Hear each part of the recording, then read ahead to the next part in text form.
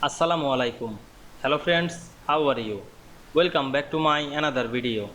In this video I am going to show you how to create column in Adobe InDesign. Let's get started. At first you have to open your InDesign software. Now you want to create column. At first go to the Windows menu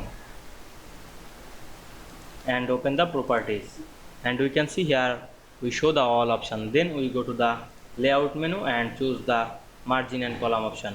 Then go to the column, and now I am make or add the column. You can add the number of column, otherwise you can make this. Now I make 2 column. Click OK, and we can see we make 2 column very easily.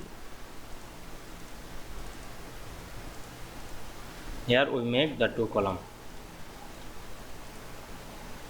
Now you can see we make 2 column in Adobe InDesign software very easily. I hope you enjoyed my video. Please like, comment, share and subscribe my channel. Thanks for watching.